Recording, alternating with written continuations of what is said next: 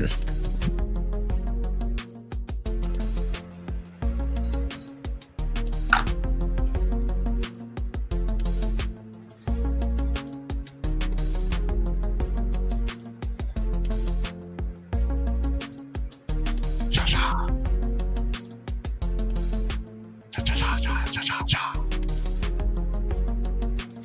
Why, hello, you beautiful nerds. Welcome to the Drunk Banthas podcast, where we talk about sci-fi, fantasy, horror, and all the popular art that we love. Also, we do it drunk. Mostly drunk, sir. Mostly drunk. Hence the camera. Yeah, our camera's a little tipsy today. Always encouraged, but never mandatory to partake in the spirits. I'm Jedi Master Grayson. I'm joined, as always, by my co-host, Brother Bill. How you doing? Cool shit. That wasn't a freeze. You do not adjust your TV sets. Everything. We will have plenty. We will have that happen later on today. Yes, I'm sure it happens at least once a show. So excited about today's show. We are talking comic books. We are talking about the new Apple TV Plus series Pluribus, and as always, we're talking shit. But also talking shit is always better with friends, and he's basically family, but y'all just hate him because he's light skinned. Captain John, what is going on, bro? Cause we're best friends. You're scaring me because now what's going on? Wanted to finish my chapter. No big deal. No big deal. Yeah, you can't scare me like that. We have too many technical issues. I was like, oh my god, is he? Oh god. Of course, the end that would happen because why not? Why not? Shit was working. Things are good. Thank you for asking. Of course, man. I always got to check in on our boy, see how things are going in the Midwest. Little south of there. Oh yeah, you're south. Yeah, I keep thinking of where you were birthed. What up, Fitness J? That is in fact the Midwest. Fitness J. What up, dope? What up, Fitness J? What up, Simulation Presents? Thank you for joining the show. We are super excited to talk about some nerd shit today. Are we? Yeah. Oh yeah. Always excited. We are. Nerd shit. Just do a little house cleaning before we get into the nitty and the gritty. I want to remind you guys to keep an eye out for my Predator Badlands review that should be dropping this week. Badlands. I also got the movie I saw. Yep. Yeah, it was sure fun. Did. I also got to see The Running Man, but I'm not going to be talking about that. I might do a short on that. Definitely got to do it now. Since you said it. And also, I was fortunate enough to go see the premiere of Marty Supreme. That movie doesn't come out till Christmas, but luckily I got a chance to see it last week. Got to sit in front of Timothy Chalamet, the boy. At least I'm not Gaib. So hopefully I'll have a review of that coming out like when the movie comes out on Christmas. So I'll have enough time to procrastinate all the way up until the last minute and then finally finish it. But keep your eyes peeled for that as well. And yeah, also want to remind you guys to tune in every Thursday to the Bantha Bunch, hosted by your favorite cousin's favorite cousin, Bill. Bill, what are you guys going to be talking about this week? Huh? Me? Yeah. I'm sorry I wasn't paying attention. Sorry. Can you repeat the question? What are you guys going to be talking about on the Bantha Bunch this Thursday, 8 p.m. Pacific time? 8:15 p.m. Pacific time. We will be talking about it. Welcome to Derry. Derry? You know, Derry. One of the Native American characters called it Deary in this episode. I was like, man, y'all just making it. This is a Han Solo situation. I'm trying to tell y'all, it's not just me, okay? But yeah, we'll be covering that and discussing. Is it Deary or is it Derry? Is it Deary or is it Derry? My girlfriend says Deary. I say Derry. The natives was there first. Yeah, so they probably have the right pronunciation. I'm going with Deary. His mama call him Deary. I'm gonna call him Deary. So so that should be fun. Probably jump in on that conversation as well. Thursdays, because I've been enjoying that series. Stephen King low key has been having a year with The Long Walk, Running Man, and Welcome to Deary. I always forget Running Man was one of his. Me too. It seems like the least. I also went and saw that one. Yeah. Oh, you said you saw that one?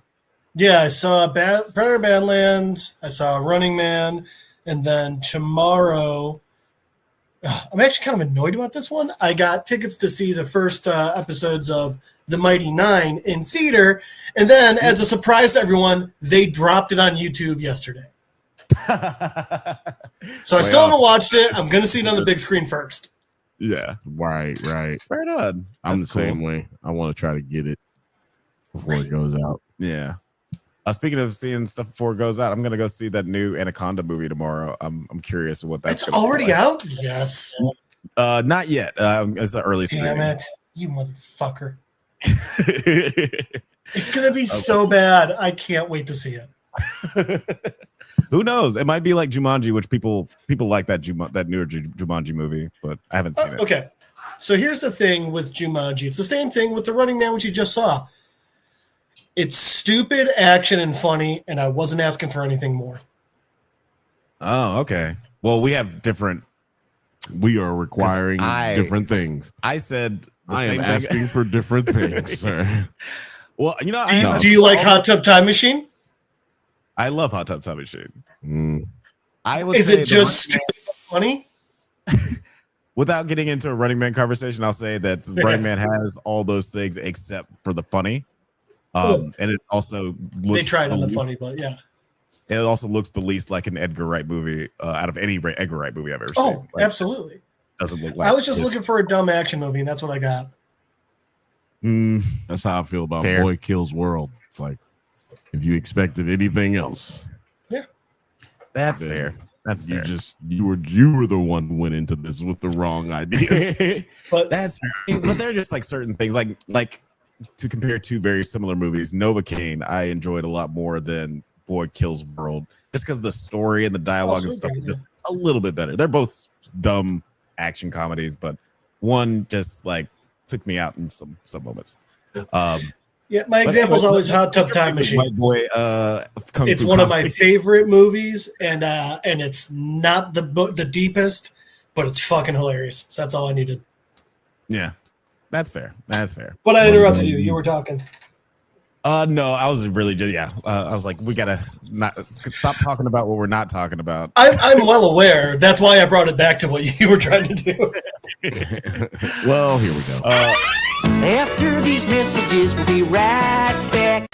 Have you ever watched a movie from your childhood and thought it doesn't quite hold up like you remember? Well, then you would enjoy our bi-weekly series, Does It Hold Up? Where we revisit classic genre films with a special guest to help us determine if it is as good or as bad as we remember. It's a whole lot of fun, so you should check it out. Please check out the Drunk Bantha channel. They clearly are ready for being seen at a higher level. Back to the show. Yes, that's right. Check out Does It Hold Up and check out the Does It Hold Up YouTube channel. We're gonna just go ahead and keep it moving right along. Man, I feel like there was something else that I definitely need to bring up. Oh yeah, I wanted to remind you guys to consider perusing through our merch store where we have hats, hoodies, shirts, mugs, and all kinds of cool stuff with our stupid name on it. So check that out in the store tab on the YouTube Drunk Banthas YouTube channel. Get them in time for the holidays. Yeah, if you have a friend who is a nerd and also loves Cracker Barrel, you can get them one of these really cool hoodies. I'm sure that's a lot of people that fit in that. Oh, one of these? Yeah, get yourself one of these. It's more than you think. Yeah, I'm sure. What? I know a lot of the people who love Cracker Barrel and Star Wars. It's the exact same amount of people. You don't like Star Those Wars people, and hash brown casserole, something's wrong with you. something wrong with you. You're not American. I'm sitting in Trump to your place. But guys, check that out if you want to get your loved one or your significant other some sweet merch. But I guess we should go ahead and take a stroll. Sweet, Sweet, sexy, nasty, sloppy merch. But we should go ahead and take a stroll down Jeff's comic book corner. Jeff, wait, hold on. You can't just do that. You don't have the screens up right. We not even You just raw dog and jumping in, buzzing nuts without even having nothing wrapped up. Just out here doing it. Yep. Jeff, what are you talking about this week on Just? Well, this week, one, I decided to be lazy, and then two, I realized I don't think I've ever gone over the comic that got me into comic books. I mean, superheroes I liked, the cartoons I liked, but the one that got me into the books was Green Lantern's The Blackest Night. This was one of those series that literally spread across the entire DC universe. And when I say that, I mean The Flash, Batman, Superman, Teen Titans, Justice Society, Justice League International, you name it. If they had a title when this came out, they had a 3-part series about how they were dealing with this shit. And just as a quick prelude, everyone knows Green Lantern. Some people probably know that there's Yellow Lanterns. Well, at this point in time, every color of Roy G. Biv has a lantern core, and they all correspond with different emotions. Red is rage, orange is greed, yellow is fear, green's willpower, blue hope, indigo compassion, and violet love. The problem was there was a prophecy that when the final light was found, that would start the Blackest Night. And that's what this is.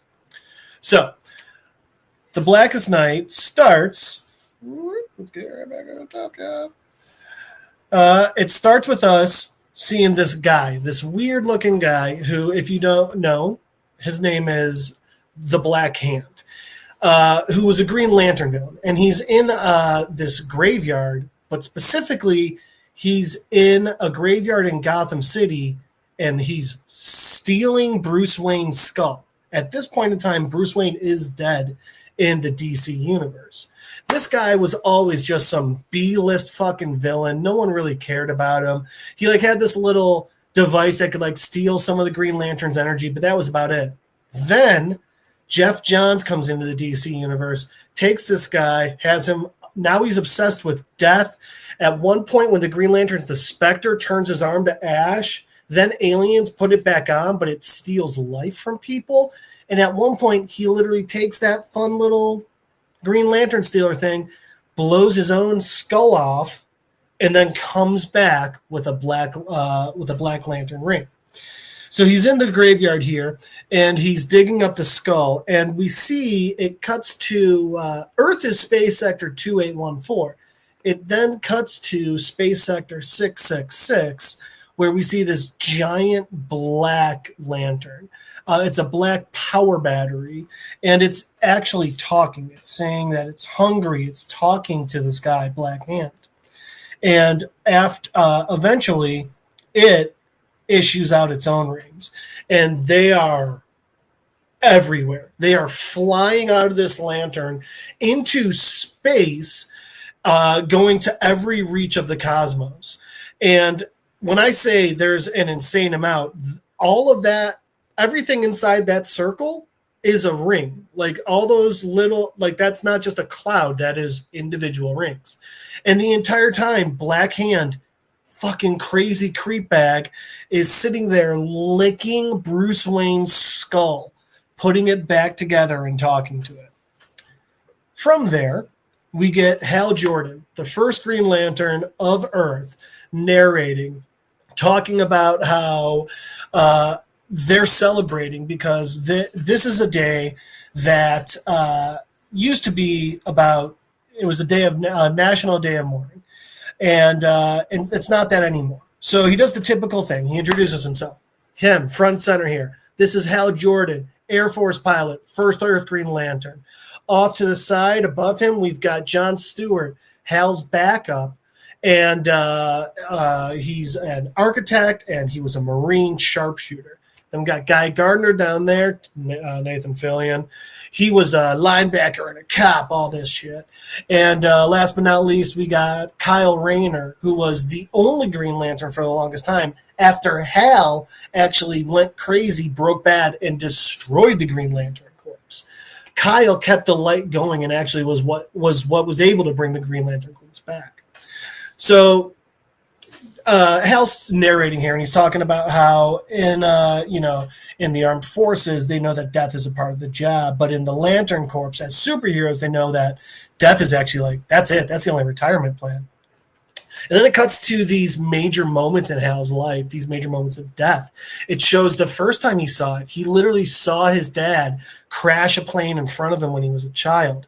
Then it cuts to Abin Sur, the guy who was Green Lantern before Hal and gave Hal the ring. And worse, then it cuts to Coast City. Because at one point, the place that Hal called home, Cyborg, Superman, and Mongol blew it up and murdered 7 million people, and Hal couldn't do shit. But Hal's talking about how even though it's hard, even though you don't learn to live with it, you can still go on and you can still carry on the light. And, so then we get the lanterns lighting this lamp.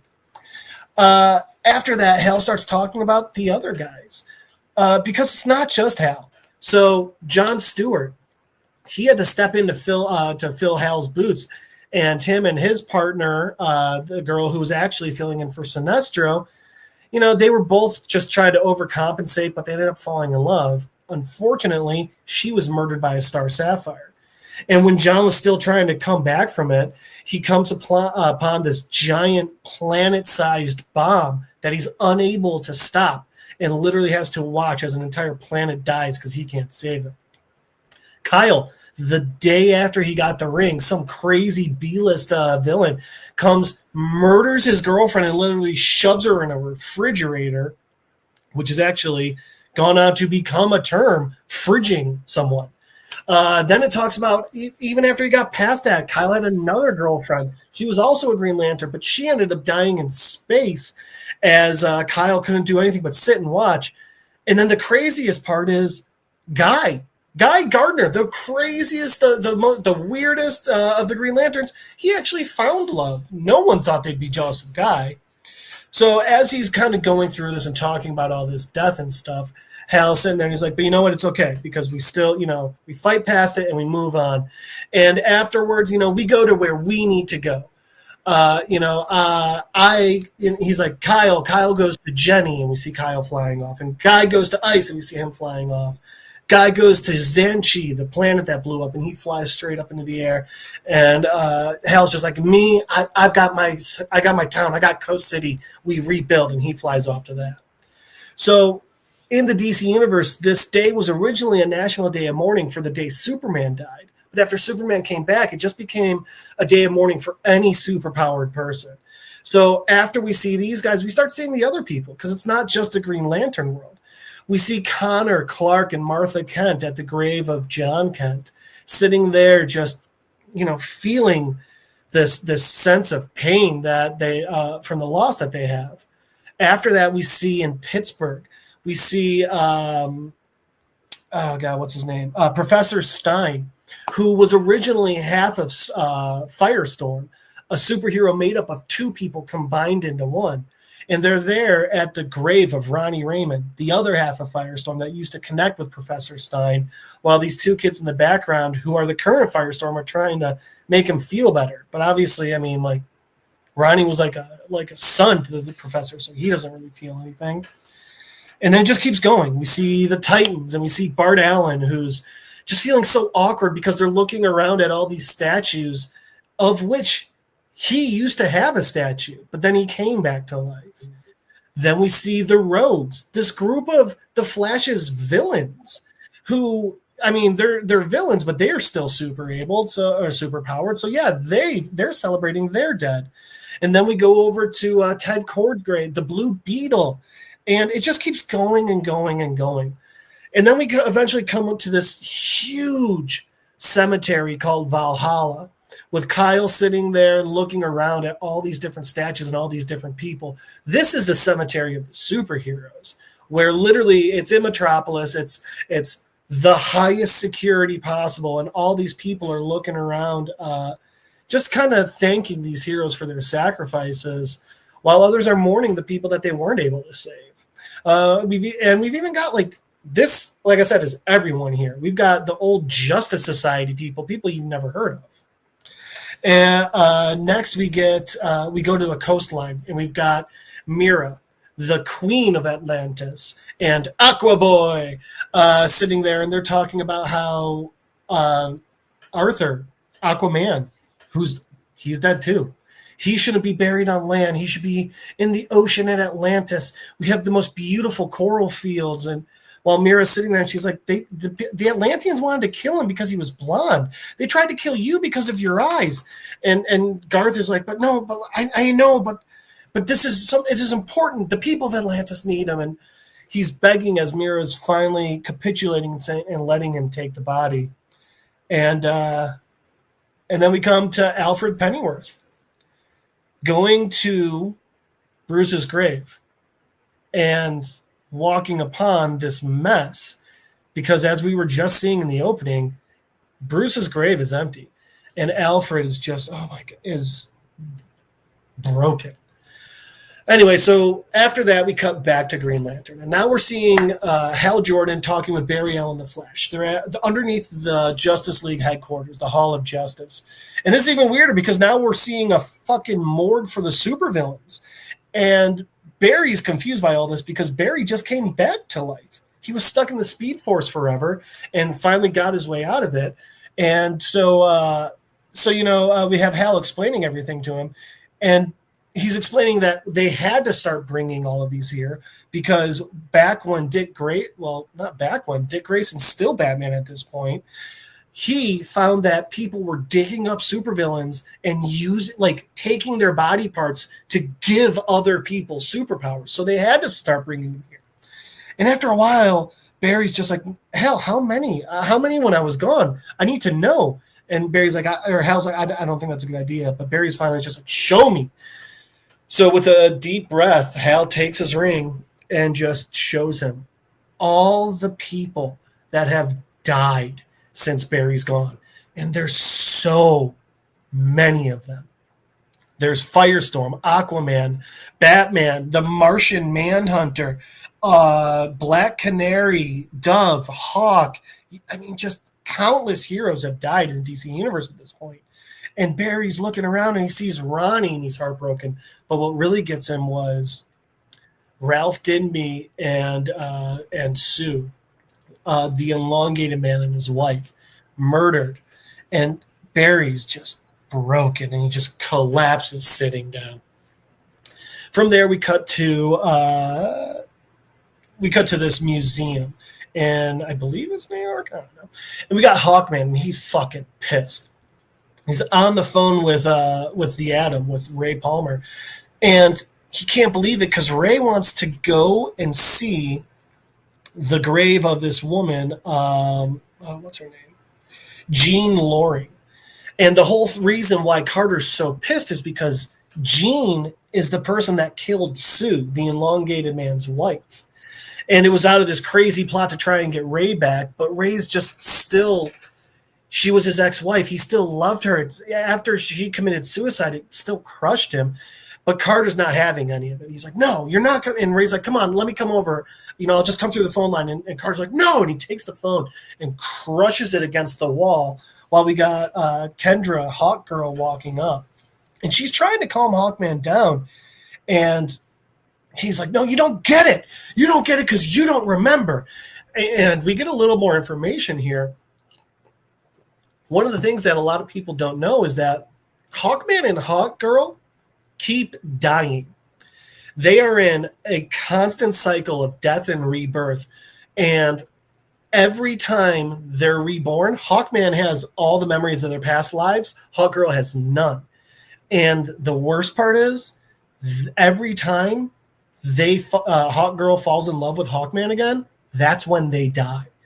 So Hawkman is already angry and he's trying to explain to her. He's like, you don't remember. You don't get it because you didn't see what this woman did. And we get this image of Ray sitting there, teeny tiny on his desk, just a broken man of the Atom, as Hawkman's just saying, you don't get it. Jean made the Atom feel small. And on the desk is literally the case file, the last will and testament of Jean Loring. There's a book, The Murder of Sue Dibney by Ray. And he's just sitting there and he's broken. So from there, we cut back to the Hall of Justice, back to Barry and Hal, and they're talking, and they get a frantic call from Alfred, like, someone dug up Bruce's grave, come and get us. So they rush out. Then we go to these guys. These are the Guardians of the Universe. They created the Green Lantern Corps. They're the oldest people in the universe, and they're watching this War of Light. These are the guys who are like, fuck, shit, the Blackest Night. We tried to stop it. And as they're saying this, Kyle and Guy are going back to this planet, Oa, but these black rings are following them. And Kyle's like, it almost sounds like flies. And they're rushing through. And the thing is, Green Lanterns are strong. They're shattering these guys' shields, coming in full force.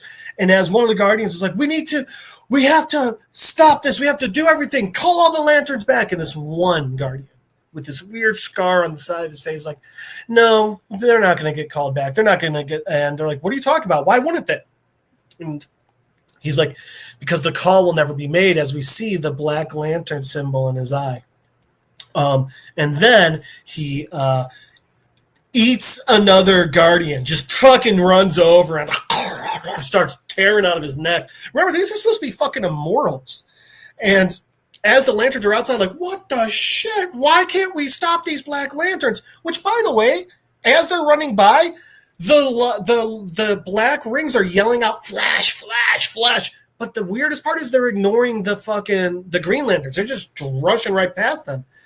Meanwhile, we see back to the Guardians. Scar, the Guardian he bit, he tears open his fucking chest and rips his goddamn heart out. But then even weirder, he's sitting there and he's saying, like, you abandoned emotions eons ago. Your hearts are useless. So now he's just like capturing all of the Guardians and tying them up with like this weird black smoke, while we see why all those rings ignored the Green Lanterns. They went to the mausoleum where all the old dead Green Lanterns were buried and entombed, and they start going and attaching themselves to all these Green Lanterns. Then we get a crazy page, cuts from scene to scene to scene, all of these rings going throughout the universe, yelling out flesh, and they start calling out to people. Jean-Jeans of Mars. And then we got them going towards Earth. Flash, flash, flash. Katma Tui of Kurigar. Ronnie Raymond of Earth. D. Tyler of Earth. Ryan Kendall of Earth. Roy Lincoln of Earth. Al Pratt of Earth. Jenny Lee Hayden of Earth. Roscoe Dillon of Earth. Lisa Snart of Earth. Arthur Curry of Earth. And then we see what these rings do as back on Oa, all those dead lanterns, as we see the word rise, they come back to life. So now they have to fight all of these guys. Meanwhile, back on Earth, Hal and Barry see an old friend. The Martian Manhunter has come back to life. And we cut immediately back to the museum. And closing this out, we see Carter and Kendra in the museum. And as they're yelling and as they're arguing, there's something. I don't know. It's like the hands almost look decayed. And we see this black ring on the hand as it's grabbing this mace. And Carter and Kendra are arguing. And Carter's like, I get it. You just don't want any of this. You don't ever want to be around me. He's like, no, it's not that. It was that I never wanted to be controlled. And he's trying to tell her, I'm not trying to control you. And then we're getting this weird image because not only are we seeing them, but they're radiating these colors. And Carter's radiating this red color while Kendra's giving off this violet color. And as they're arguing, the colors are getting more intense. And then we see in a black outline around each of them, the red one saying rage and the blue one saying love. And Kendra saying, you're not getting it, Carter. I'm trying to tell you that I do. I love you. And as she's saying that, a fucking spear erupts out of her chest, pulls back out, and Carter gets bashed in the face with a mace. And he looks over, and there's his old friends, the Elongated Man and Sue Dibney. This is DC Zombies. and Ralph is sitting there, this weird rotting flesh, but still has his powers wrapping around his wife. And Carter is just like, what, Ralph? And Carter tries to fight him, but he's the elongated man. It's trying to punch rubber. And it's not going well for Carter at all, especially when Ralph starts beating him with his own mace, hitting him over and over in the head, blood flying everywhere as he's screaming out, Hawk Girl hated Hawk Man. And Kendra's like, I didn't hate you. And she's trying to reach out, but then falls dead. And Carter is screaming to Kendra as Sue starts tearing out Kendra's heart. And then while he's still alive, Ralph tears open Carter's chest cavity and pulls his fucking heart out of his chest and holds it up high.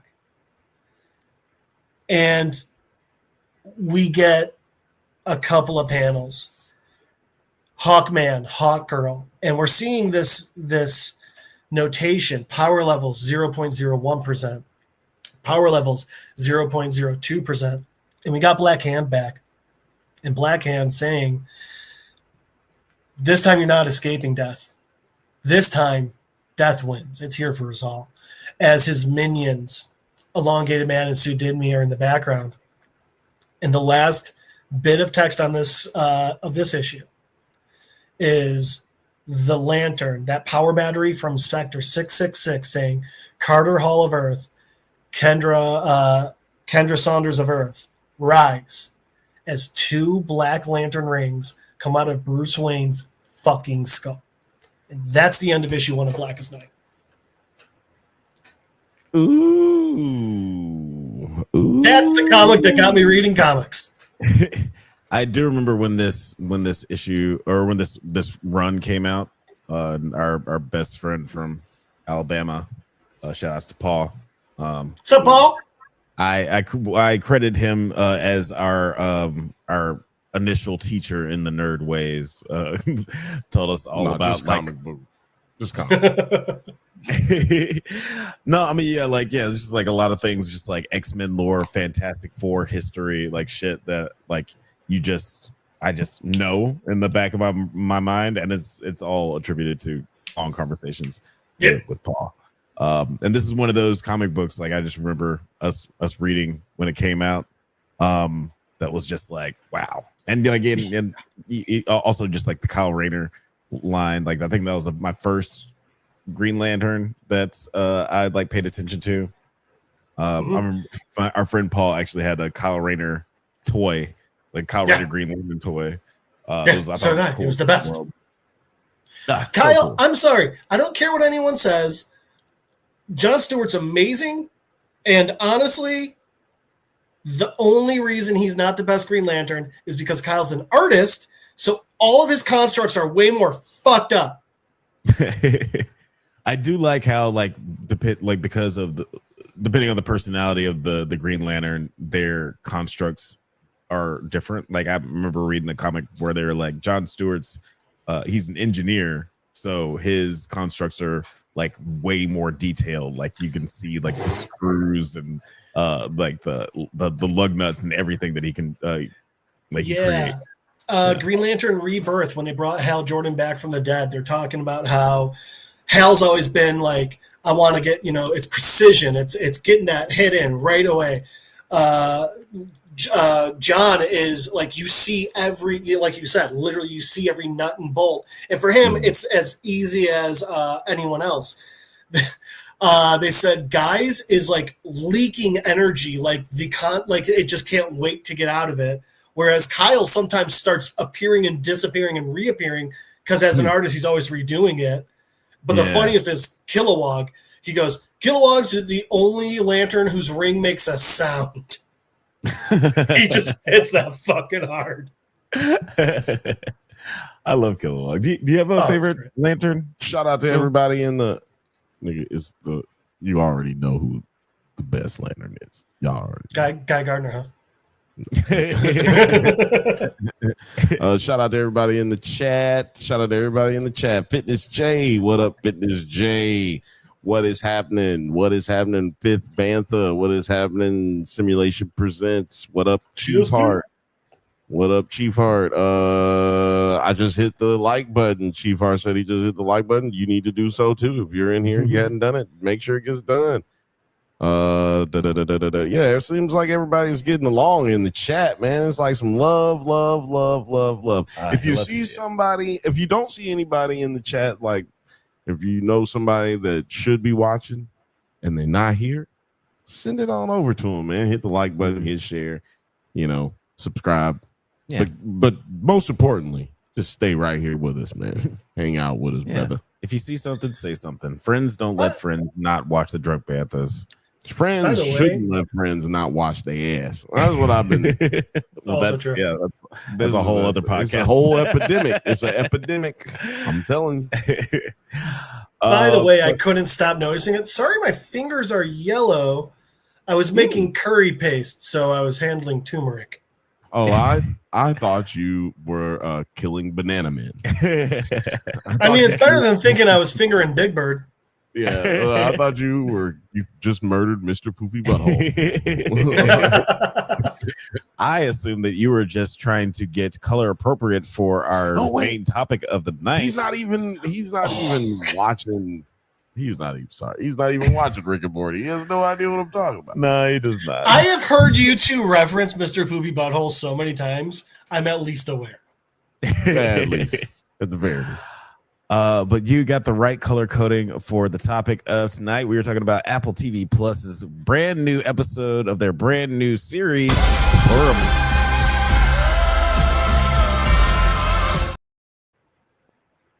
That is right. Episode 3, Grenade. We are talking.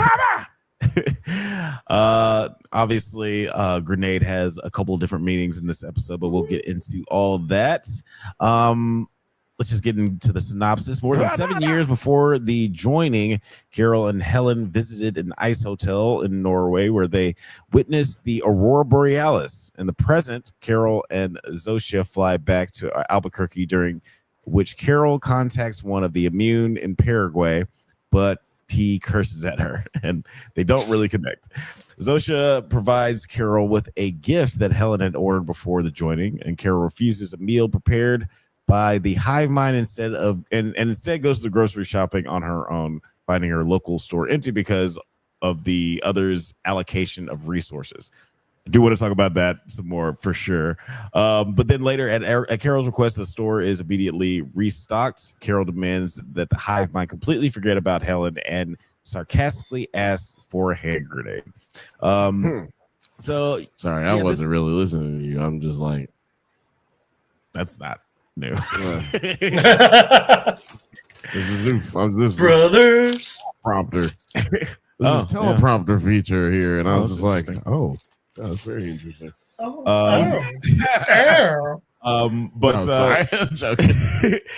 But this obviously sets up the titular moment of the show, the whole hand grenade. We'll get to that later, but this episode does remind me a lot of the Breaking Bad episode Cancer Man, where the show is just like establishing a lot of the emotional status quo of our main characters' circumstances and how they're reacting to everything, which in my opinion is kind of fucking boring. But I don't know about this episode. Jeff, how did you feel about it? Since you got God, that was just so funny. I kind of can't deal with exposition. No, the episode was fine. I honestly thought it went by faster than I felt like it was going by faster than it actually was. Well, that might explain why. And I found myself just like Carol, just being like, "What? You make no sense. You get that, right?" For so many different reasons. First off, I know they have their whole kill thing. Okay, the amount of time, resources, all this shit you're allocating towards keeping her happy. I don't care if you kill her or not. Kill her. You're an emotionless hive mind. Mm-hmm. Which, by the way, that's another thing that I don't think is like really brought up well enough. They're emotionless. And I mean that because everyone knows what everyone else is feeling. There's no surprises. There's no joy. There's no, I mean, like it's also funny, I think, because like little things that you wouldn't think of, like, so one of the funny things, Carol's, say they never find a cure. Carol's out of the job. One person, there's no need for entertainment anymore. If anyone has a thought like, man, that'd make a cool book, everyone knows it. Right. There's not really a need for a lot of different things. Entertainment in general. And we're out of job. That's one of they the things. They turn the lights off that night when it's like, okay, but like, I get that you're like, because we don't work at night. You can still exist at night, though. You get that, right? But yeah, that's it is things like that. People who are just about survival, not about life. Yeah, you're totally right. And I feel like one of the things that it's an organism.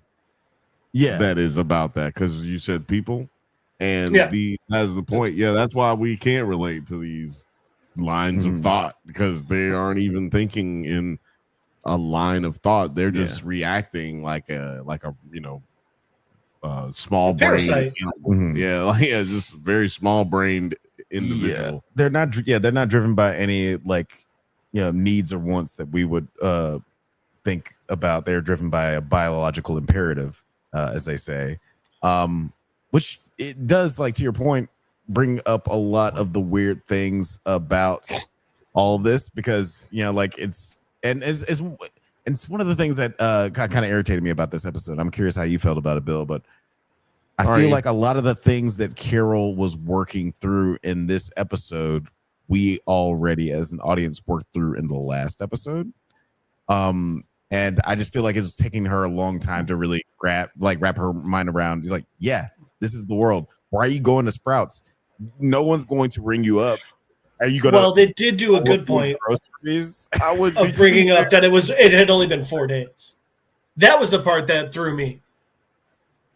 Wait. Repeat that. It's only been 4 days. Okay. Yeah, and like to your point. And to be fair, to be fair, it has only been a few days. She's dealing with the grief of her partner dying. But I don't think that was my to be fair. Did we completely pass over? So do you think Zosha just got fucked nonstop? Well, no, I think that she saved her. Right? She was like, they got her to stop. She got her to stop the airport. We don't know that. Well, I think it's insinuated, because she's not killing the dude at the beginning of this episode. So I'm just assuming she was. But the dude, I mean, like, their whole thing was like, we can't decide. It is the weird dude didn't seem like he was willing to. I think she ended up deciding when she has like stop the plane and took off running, and in the end the episode ended. I think that was her, like, the insinuation that, hey, she stopped the plane. She made them all stop the plane. And there is no, hey, we have to communicate with that plane because they all going to hear everything that she says. So once they know that she decided not to let him go off, her go off in his harem, then I think that that's supposed to be implied. I think we'd have to check out the last episode and review what Zosha was wearing when they left. She was wearing a white dress. No. I don't, because I don't think that was what she was wearing when she was on the plane in this episode.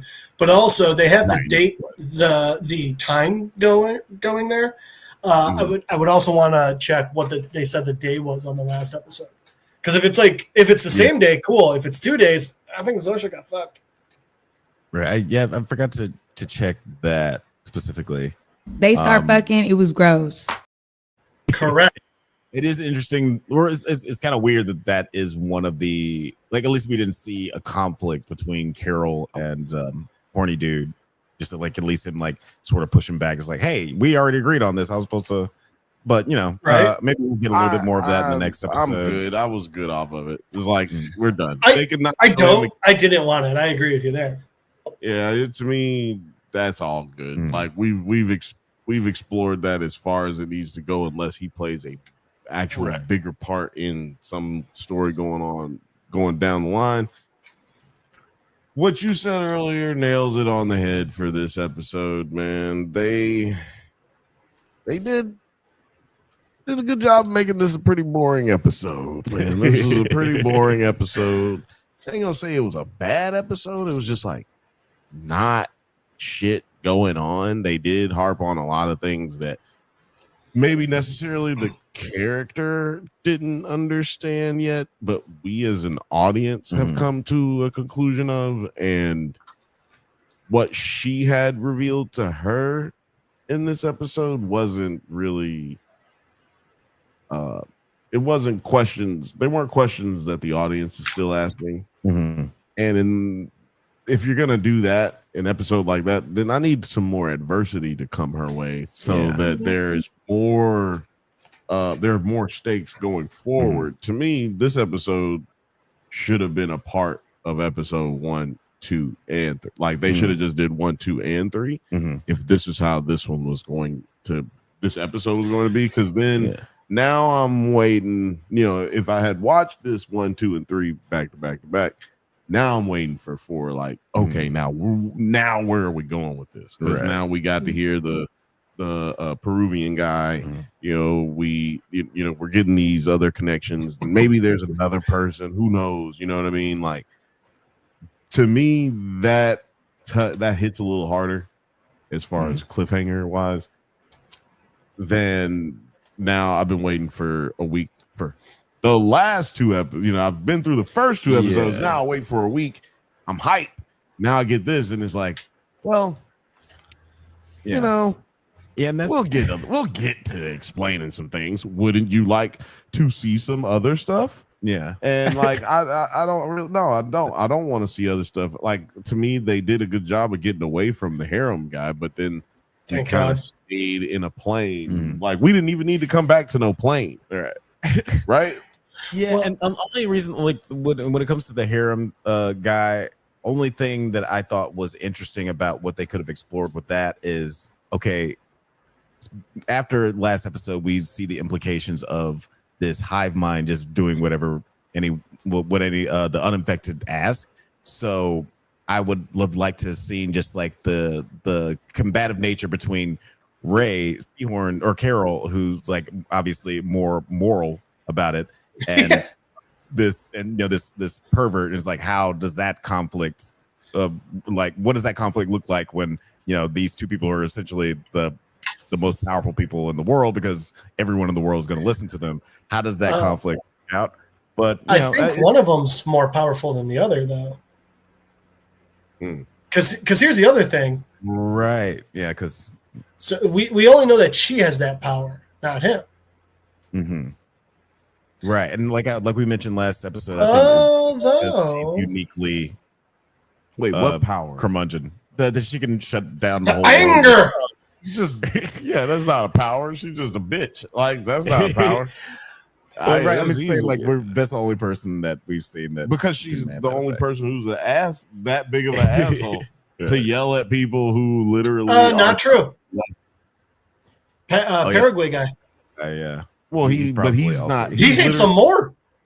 He's literally avoiding them at all costs, as opposed to her trying to communicate with them. He's literally trying not to communicate with anybody. He's like, I don't give a fuck. Don't come near me.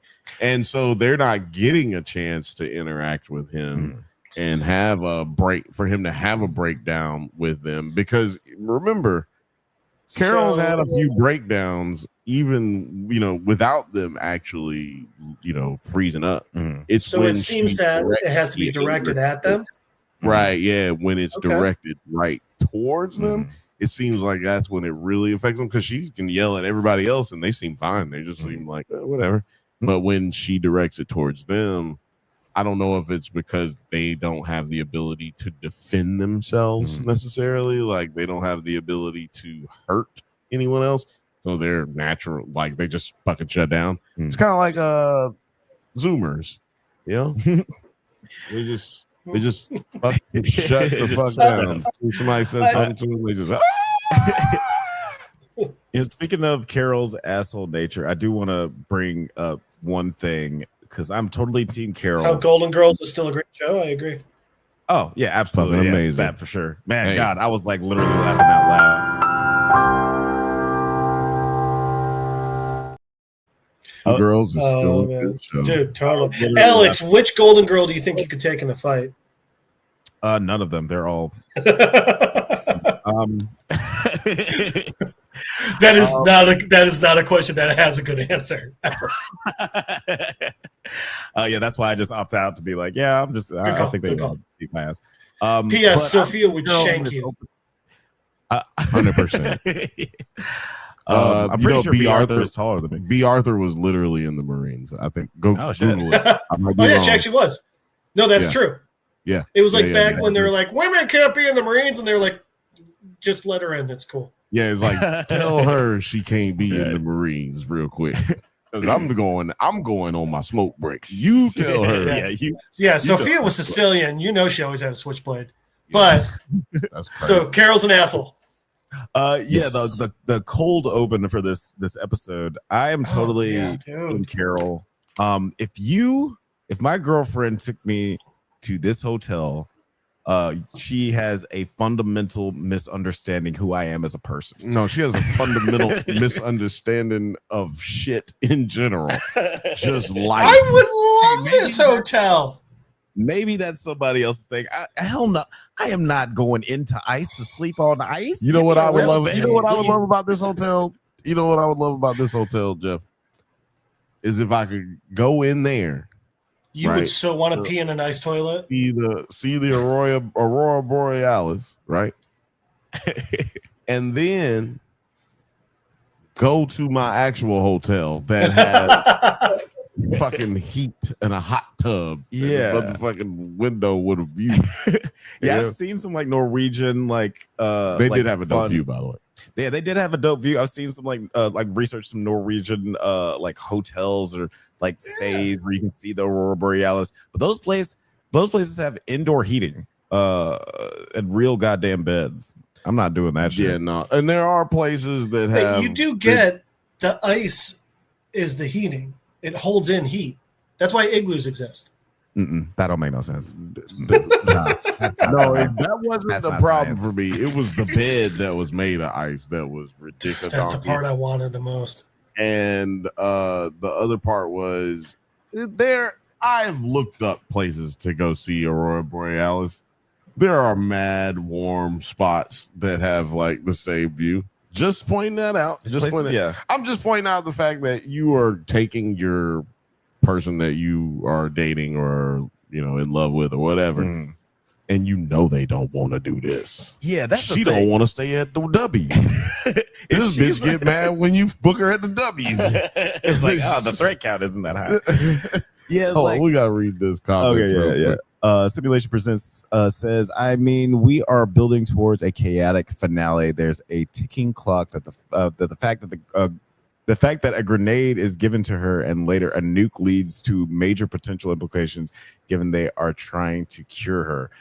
Yeah, it's definitely building up to a point. I'm glad that we got this episode out of the way because it seems like she did have a light bulb moment at the end of the episode, and we're gonna figure out what her actual course of action is gonna be later. Wait, that actually leads to a question though. Did President Harem, was that nuclear football real then? Hold on. First of all, yeah, no, it was, but they also said but that it they didn't work. Yeah. No. They did not. He said, I would assume they did. No, so what happened is she did insinuate that they closed all those things off because Carol asked about the military and all that, and old girl said, yeah, we did all that first. We got all of I thought it was they infected them first. Right, that's what I'm saying. So because their imperative is peace to save humanity from humanity, it is insinuated when that's Carol. Not what that's. No, when I Carol think to save humanity from humanity is absolutely not the motivation. Well, that's what she says. Is if you saw somebody drowning, would you not want to save them, or something like that? If you saw somebody dying, would you not want to save them? That's why they want to help Carol, not That's why not my they. explanation. I'm just saying what the show has given us for these characters thus far. I think that you can't They just trust keep them. saying biological You don't imperative. trust anybody who take your body. That's just how I go about it. That's that's my general rule. That's it. Honestly, it's a good rule. Who take a body. good rule. But they did insinuate that, like, because Carol was asking in a way like, wait a minute, are y'all just gonna fucking kill me? Because it was when she was telling her about the drone. She was like, wait a minute.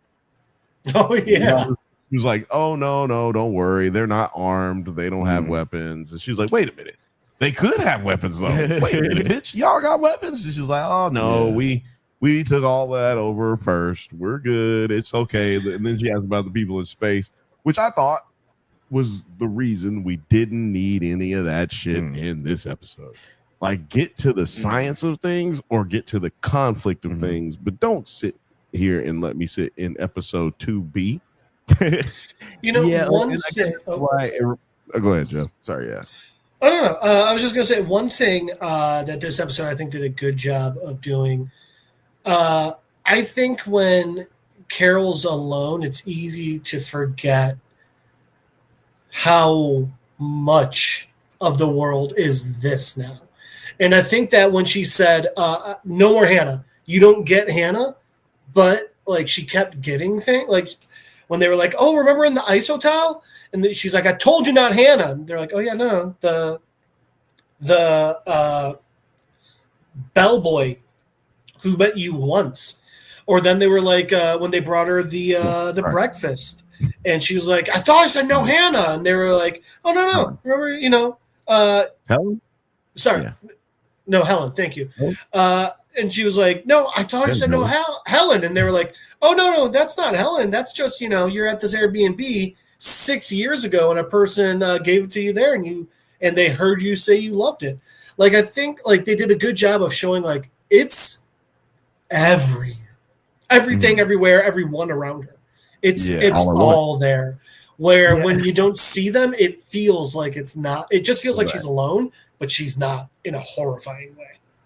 Yeah, and it's interesting that they, we have another episode to establish that stuff, but it's kind of one of the reasons why, like, I compare it to the Cancer Bed episode in Breaking Bad, because like that episode is just very much like, I have cancer.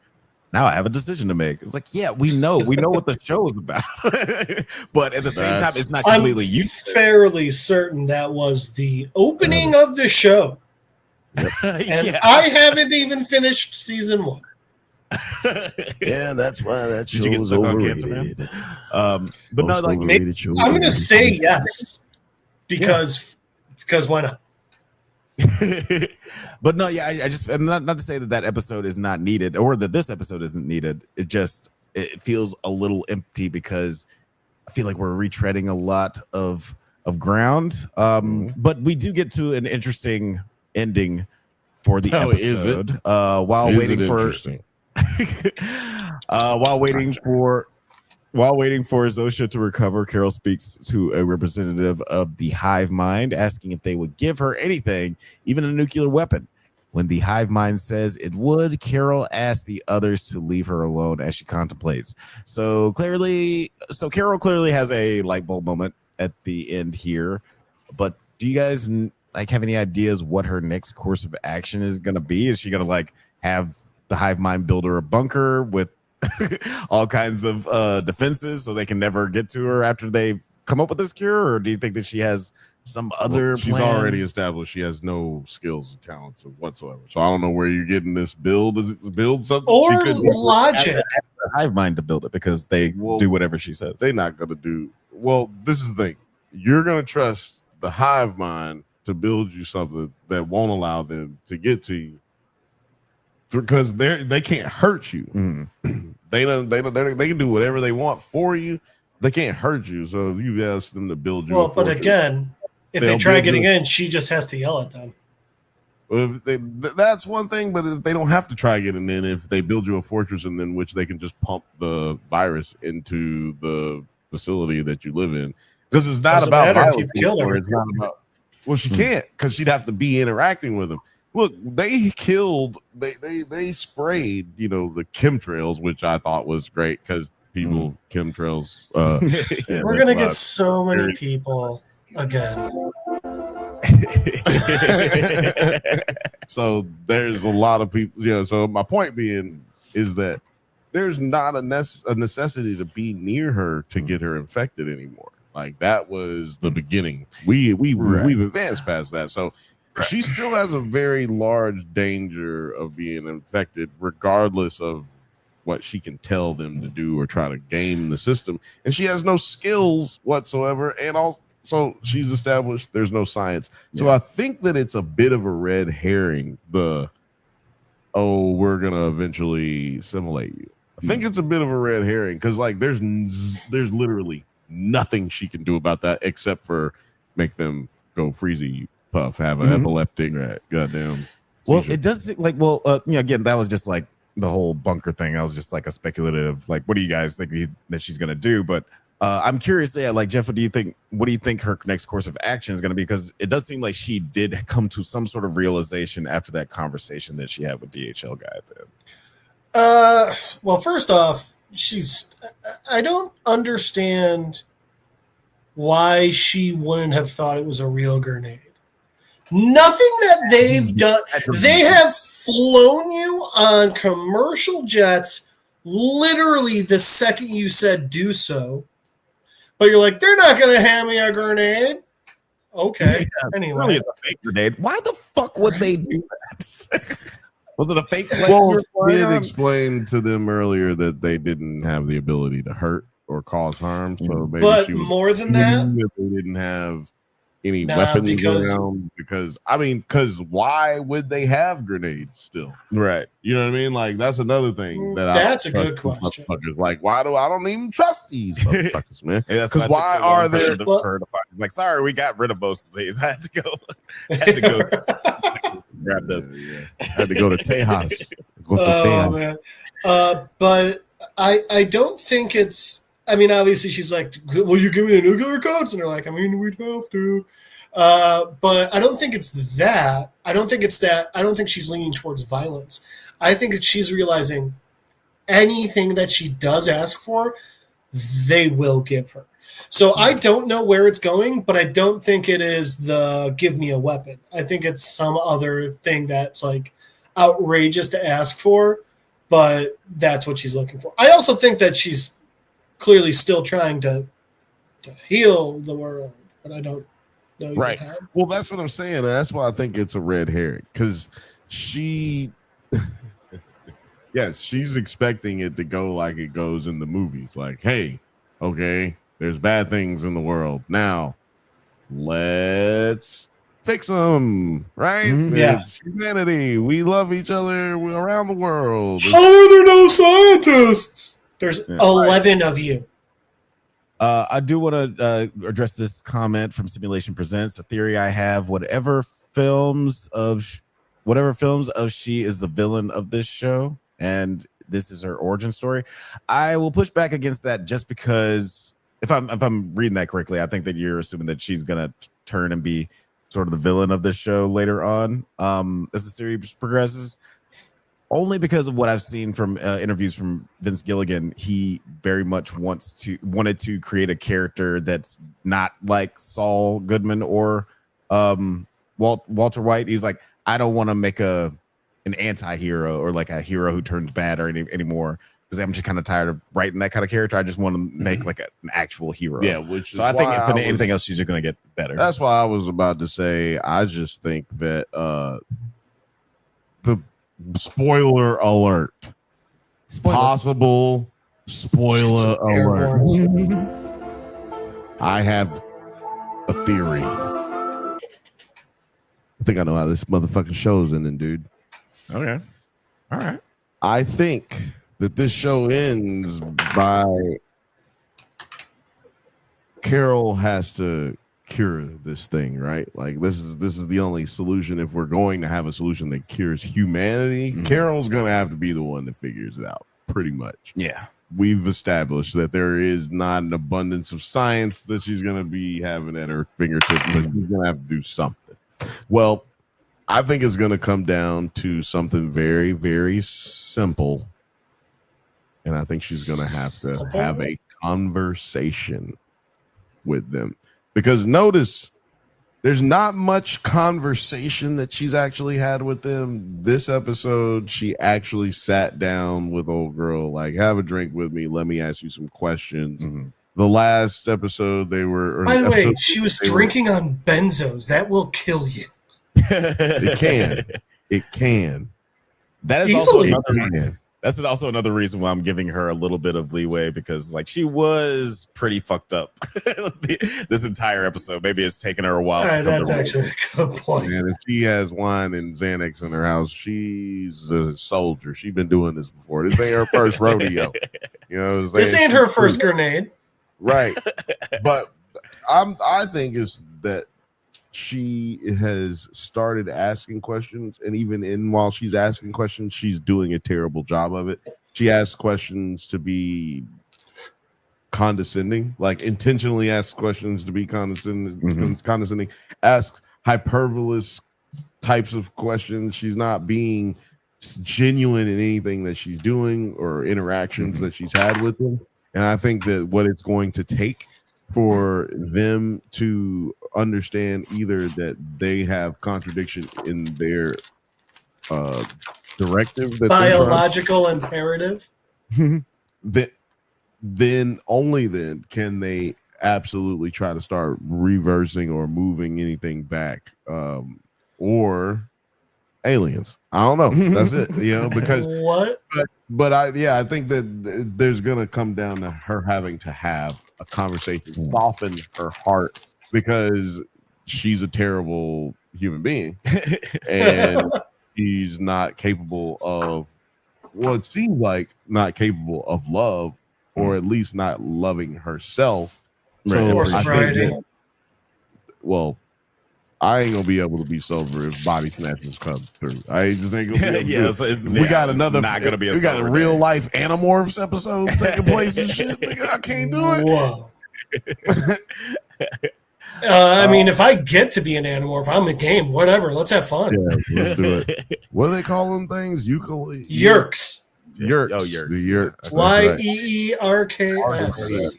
Yeah. And I do feel like whether it be this season or next season, that we are going to have to reckon with where the signal came from initially.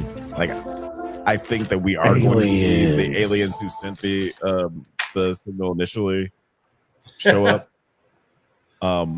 I don't know. I think that'd be really, really interesting. Yeah, I was gonna say, I like that. I love the irony of her being a sci-fi fantasy writer and her not being locked in on asking the right questions 100%. It's almost like she's Quan Mills and she wrote all of her books with AI. Like, read one of your books at least. Yeah. Yeah, like to your point about the grenade thing, that really upset me. Because like, how do you not get at this point that they would bring you a real ass grenade? Why would they bring you a fake grenade? They would just not bring you a grenade if these guys don't know why they would bring you a fake one. I will be honest. Why? But I'm just saying, like, I don't understand why she would think that they would. Like, I just don't understand. Like, they would just tell her, no, we're not going to do that or something. It's been days of this. You should have. Well, I do think it's funny. Look, I mean, like I said, why would you think that the people who said that they gotten rid of weapons and don't need weapons or are all about peace, why would you think that they even have any real weapon? Yeah, like, I'm just saying. But they're not the kind of people who would be like, just kidding, this is a fake one. They would just tell you, you don't know. Have any. All she knows from the last two episodes is what we got. Wait, let's also point out though. She said, I want my sprouts back. And instead of being like, okay, here's a loaf of bread and a thing of meat, they filled the entire store again.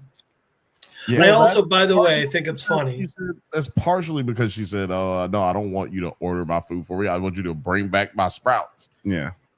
They're just like, okay. And so, no matter how illogical it is, we will put everything on the shelf, even the stuff that you're definitely not going to buy. Was it illogical? I mean, what's logical about taking all the food and leaving it somewhere pristine only for you to bring it? I don't know. There's just a lot that doesn't make any sense. So here's the other thing, because think about, turning off the lights at night and everything. It doesn't seem like, it seems like their only thing is survival. It doesn't seem like they care about, having fun, doing anything. Yeah. It's just about infecting everyone they can. Yeah, they're not getting any joy or anything. Yeah. Well, so I would also assume, like, outside of just keeping their host alive, they're not like sending them out doing shit. I'll bet you there's an insane amount just standing or sitting in a room. Like they just like take like the Staples Center and it's just everyone sitting in fucking seats and they just pass out food. You like Westworld? Yeah, they just sitting in a dark room. Sitting in a dark room looking at. That's the other thing to remember. These are zombies. They're just less aggressive. They're happy zombies. But that raises. I don't think they're happy. Well, that raises a question that I want to ask you guys about, Jeff. Do you think that this will change the collective consciousness because now they have a purpose in being able to make someone like Carol happy? Is like, I don't really have anything to do except sitting around in a dark room, but now I'm getting this weird fulfillment out of making you happy. Because I'm going to say right now, no, because they are doing things. You're seeing one person or two people or whatever. They are actively working on figuring out how to infect this bitch. Like they are actively navigating the Earth, bringing astronauts back down from the space station, allegedly, probably, presumably sending people back up to the space station, seeing as how this whole signal thing originated from space. So I'm going on a limb and assuming that people are out there doing things. It's just things that are related to what our everyday would be is completely irrelevant. Well, also, I was thinking about it. I don't think they're doing this shit for Carol because they want to. I don't think they're getting fulfillment out of it. I think they're doing everything she asks because the second she's mad at them, she can just be like, and they all die. Yeah. Self-preservation, just like AI does today. Like the biological imperative is to infect and spread. So that would also be to not die. Also, what's up, BGP? How you doing? What up? I do think it would be an interesting place for them to go if the hive mind, does have this biological imperative. And like my baby Annie Hathaway's said, the only thing that is non-quantifiable in the universe is love. So maybe like this hive mind in some way falls. It's from Ocean's 8, right? Somehow Carol. The hive mind falls. Carol returned. Right. Somehow the hive mind falls in love with Carol, and that changes its biological imperative. And it's like, oh, now I actually have something to live for other than just living. What if that's the end of the season? They infect her, but she ends up infecting them. Changes its biological imperative.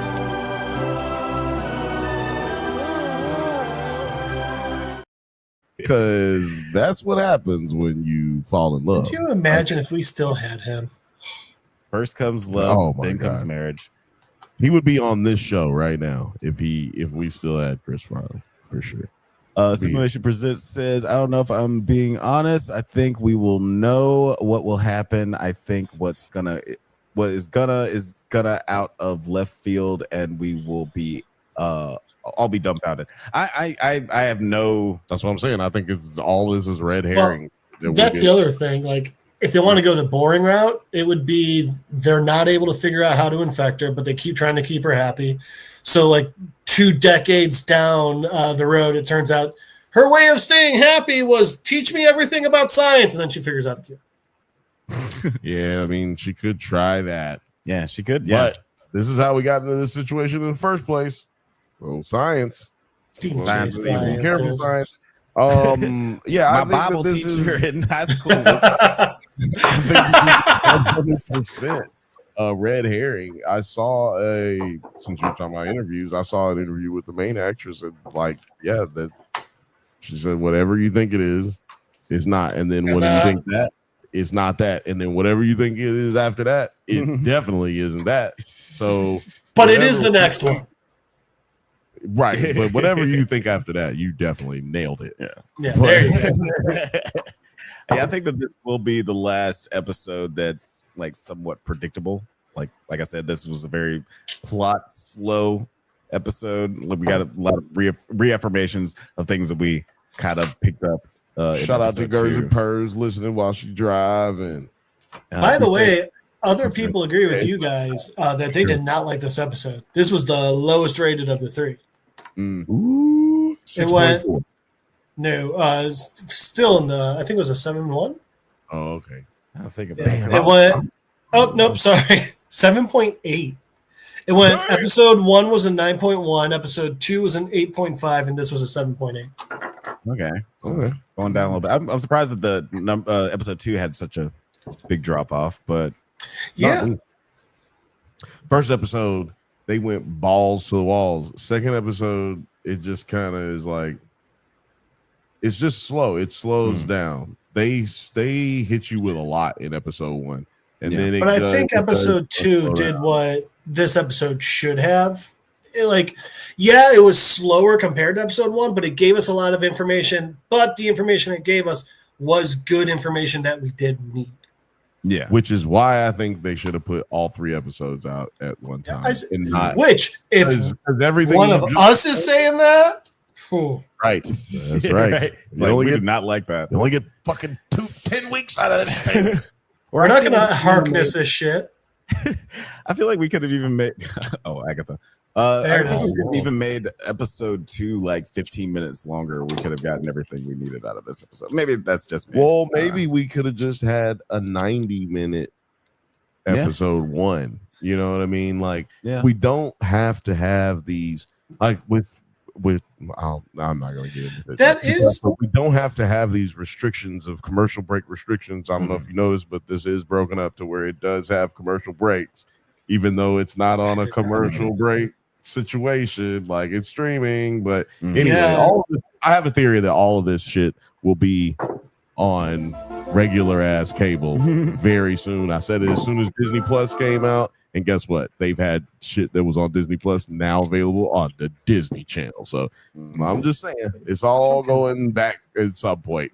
But everything's fucking commercials now. Good God. Exactly. So I just feel like there's no reason to limit yourself due to this fact that we don't really have restrictions time-wise and trying to fit in the budget type thing. You know what I'm saying? Advertisers type shit.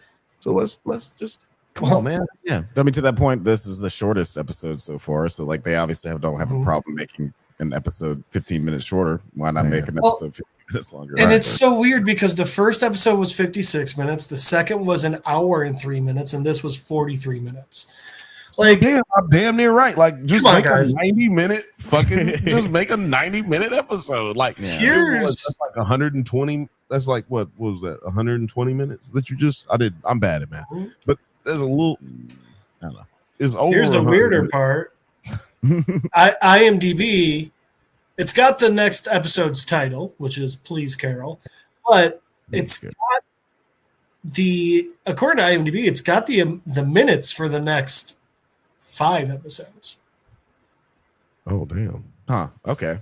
Well, what is the length on the next 5 episodes? Well, what's the What's I got the a feeling. I got a feeling this is not accurate because it says episode 4 and 5 is 46 minutes, episode 6 is 50 minutes, episode 7 is 46, episode 8 is 43, and then it doesn't say what episode 9 is.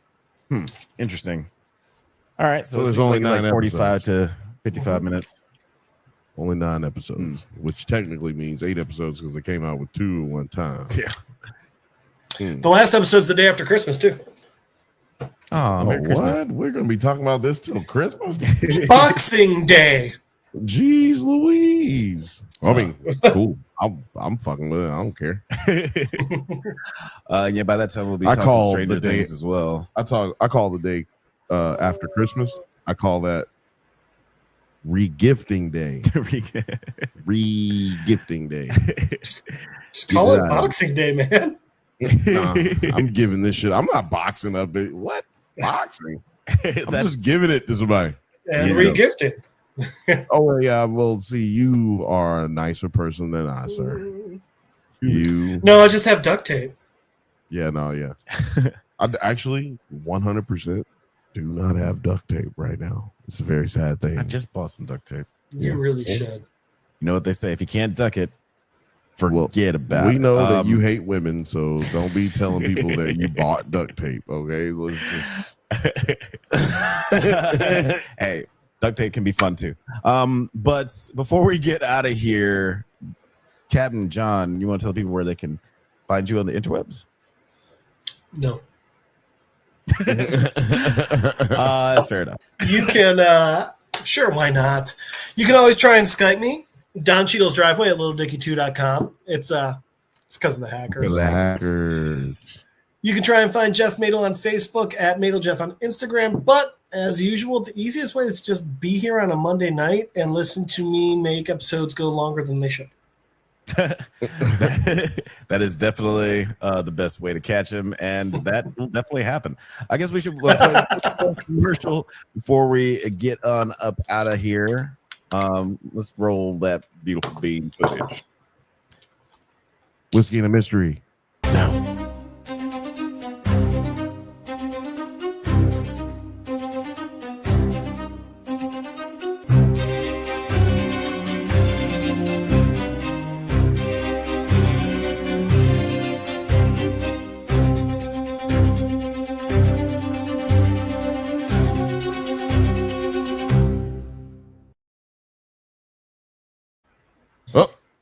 Yes, sir. Definitely check out Whiskey and... After these messages, we'll be right back. Have you ever watched a movie from your childhood and thought it doesn't quite hold up like you remember? Well, then you would enjoy our bi-weekly series, Does It Hold Up? Where we revisit classic genre films with a special guest to help us determine if it is as good or as bad as we remember. It's a whole lot of fun, so you should check it out. Please check out the Drunk Bantha channel. They clearly are ready for being seen at a higher level. Back to the show. Yes, sir. Check out Whiskey and a Mystery and Does It Hold Up? Bill, can you tell the people where they can find you on the interwebs? Nope. Can't find me nowhere, bitch. Oh, those were the days. Right? Yeah, when nobody could find me.